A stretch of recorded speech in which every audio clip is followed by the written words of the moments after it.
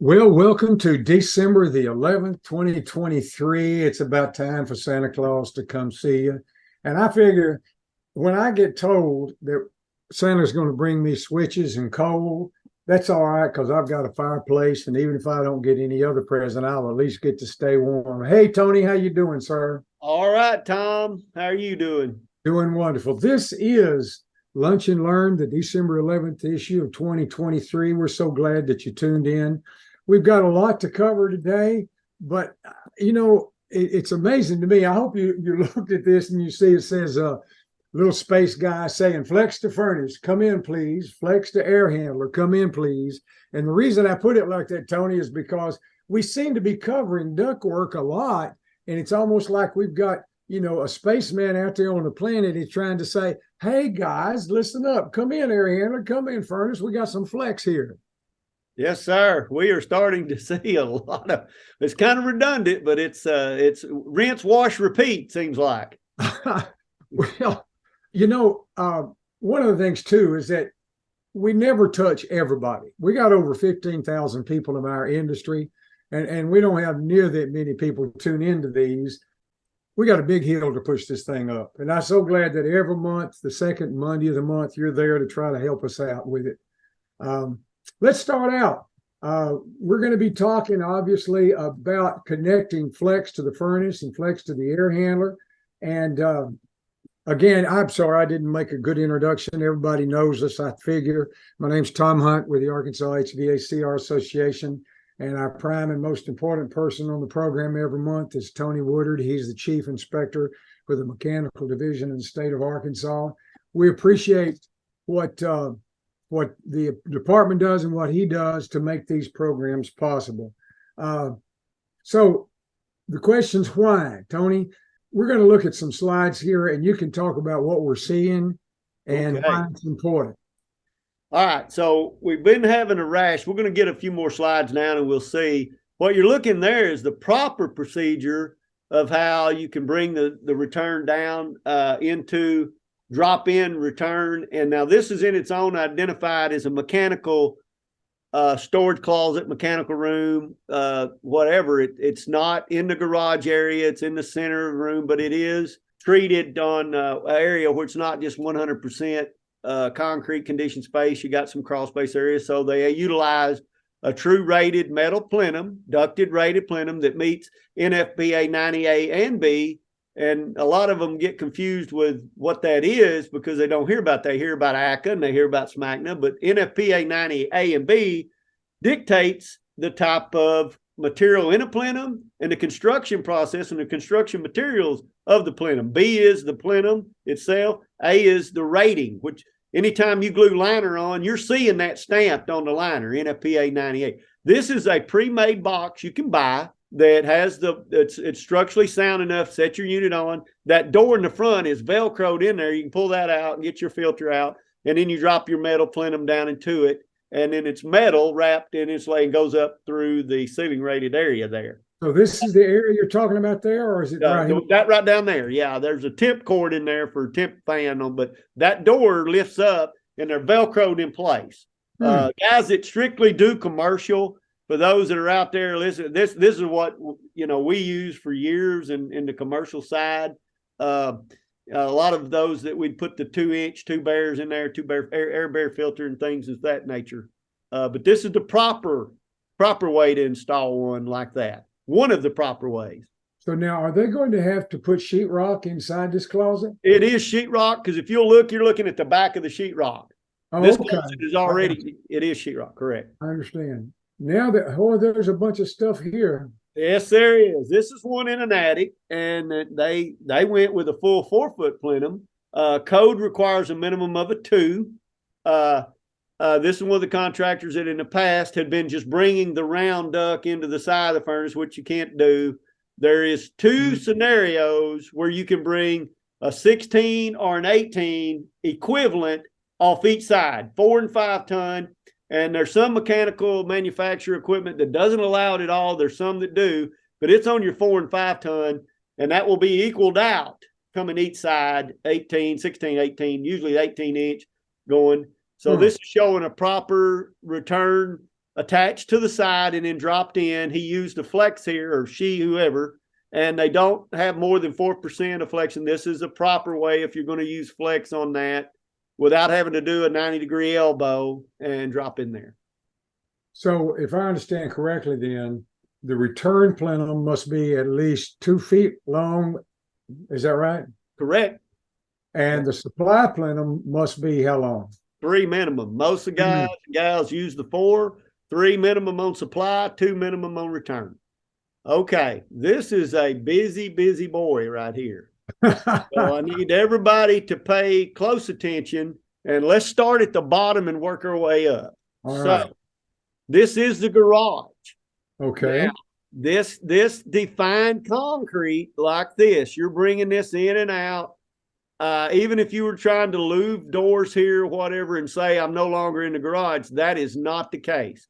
This rating, when you come into this concrete, you go back here, this sheetrock, this is supposed to be sheetrocked all the way up to here, horizontally out. This is the rating in your single family dwelling. Oh, it is the only place in a single family dwelling that we have to meet all fire codes and have a rated assembly.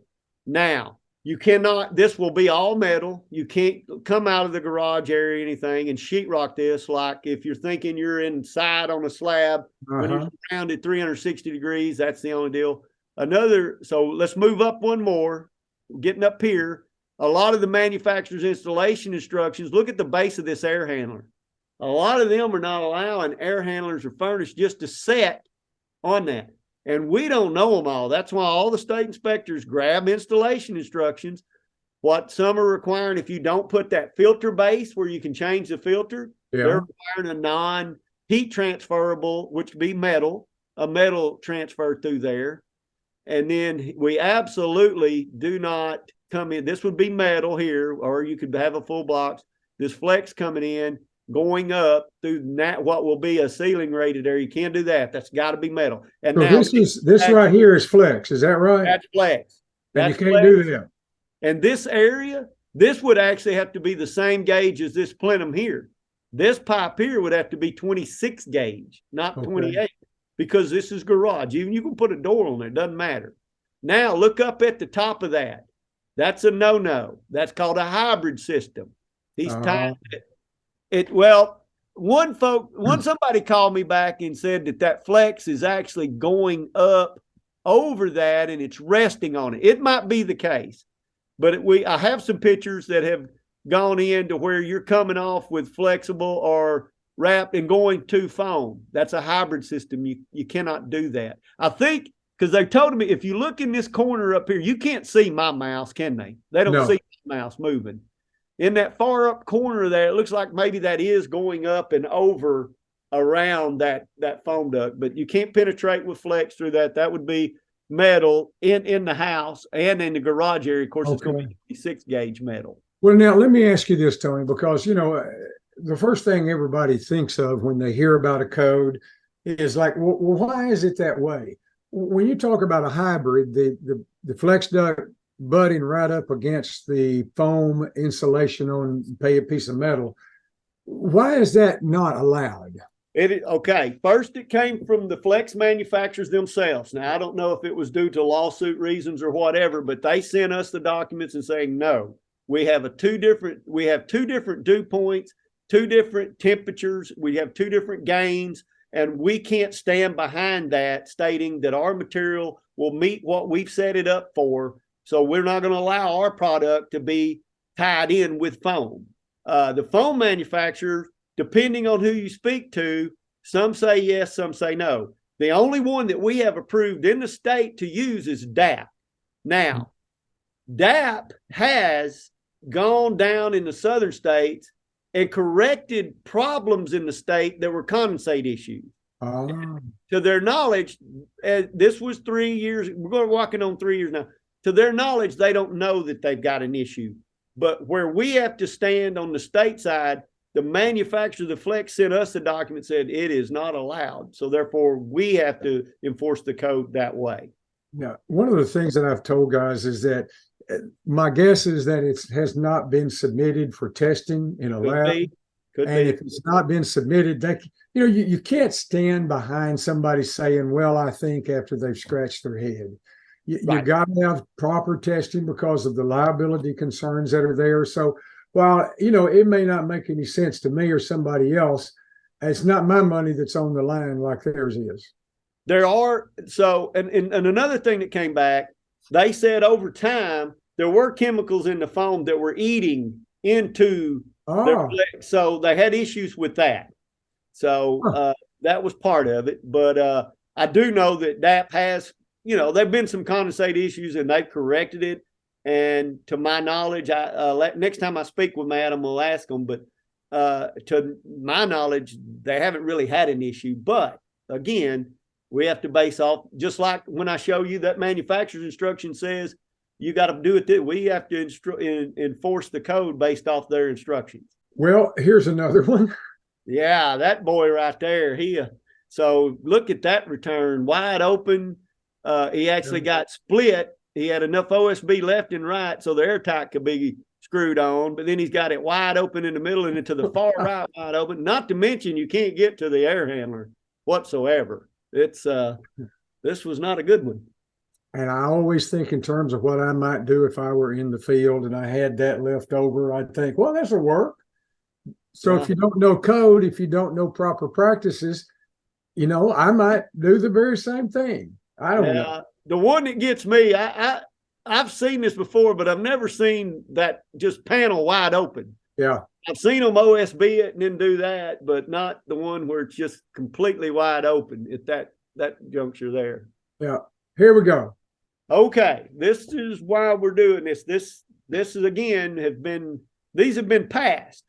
And some of the contractors don't understand. They're like, what do you mean? I passed inspection. Unfortunately, this isn't correct. This is not allowed by manufacturer's instructions, not allowed by ACA Manual D, not allowed by NFPA. This would be the one where they'd have to bring that 2-foot plenum out to the side. Yeah. And either if it's a wide enough 2-foot plenum, I mean, if they made it 24 by 20 and then could tap the side or tap the top or the end, however they wanted to do it. But it can't go on to the appliance itself like that. And we've seen quite a few of these here lately. And that's why I love the Lunch and Learn, so we can point these things out and get them out there. And I know folks don't necessarily want to pick up the phone and call me, but if they'd go and watch this and, hey, okay, learn something that way, that's great. Well, and there's not enough of you to go around, Tony. So, this allows us to duplicate you and put it out on YouTube so people can listen to it. Yes, sir. It is tremendous help. So here we go. Here's this one. That's the code. That's the code that's in the new. It was actually in the 10, and it wasn't brought out as much, but they got more specific with it now and clearly state the difference is in a garage area, that will not only be metal, it will be 26 gauge metal. But this is talking about you won't penetrate wall, floor, roof, ceiling, floor joist assembly with any flex material, flex duct or flex connector. It will be hard, rigid duct material.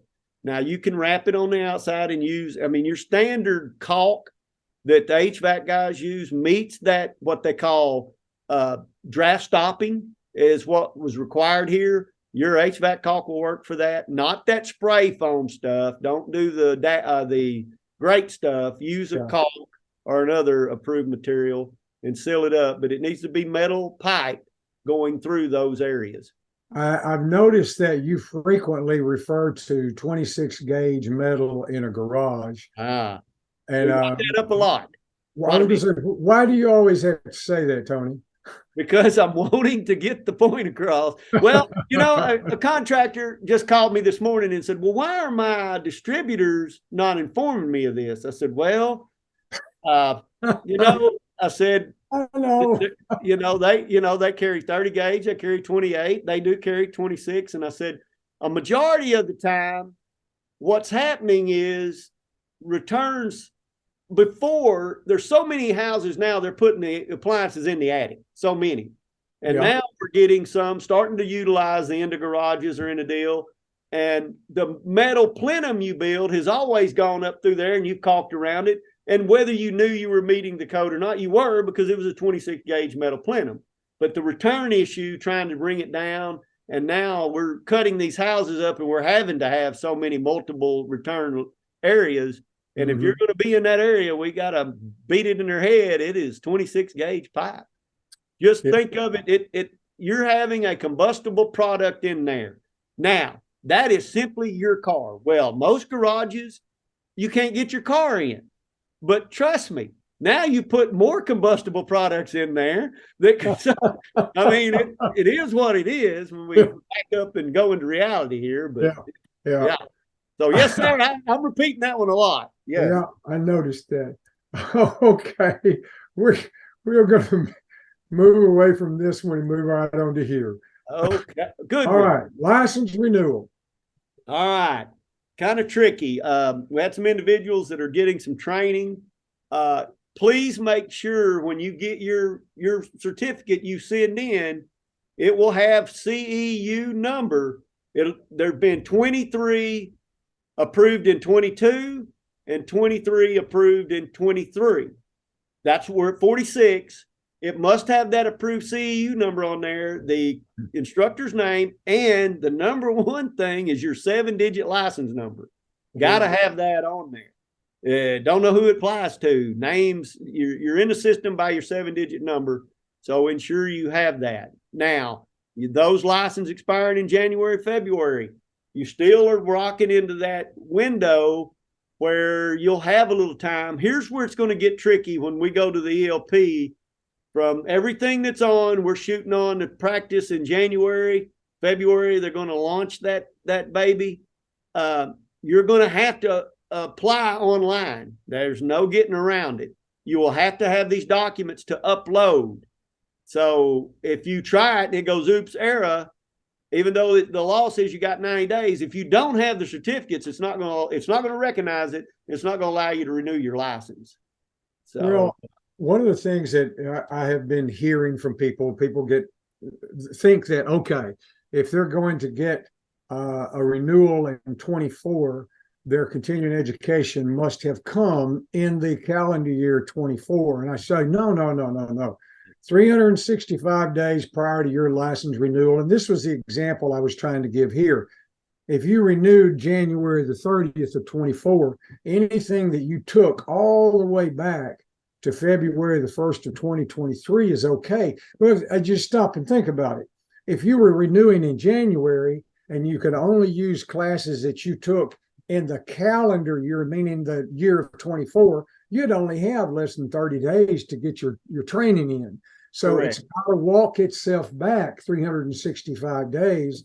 But one of the things I want to throw in too, Tony, and you can tell me right or wrong, when you get your license renewal in any given month, but we're using January as an example, as soon as you use your continuing education for January 30, 2024, the rest of it rolls off. If you had a bunch, it still rolls off because the whole idea behind the continuing education was to keep people current. Correct. That is correct. Well, Lord, I'm kind of feeling excited now. Somebody actually said, I'm happy. Okay, if you got any questions or compliments or complaints, call 501-682-9201. They will get you with somebody that can handle it. 501-682-9201. Anything in particular that they need to ask for when the phone's answered, Tony? No, sir. That goes strictly to Michael.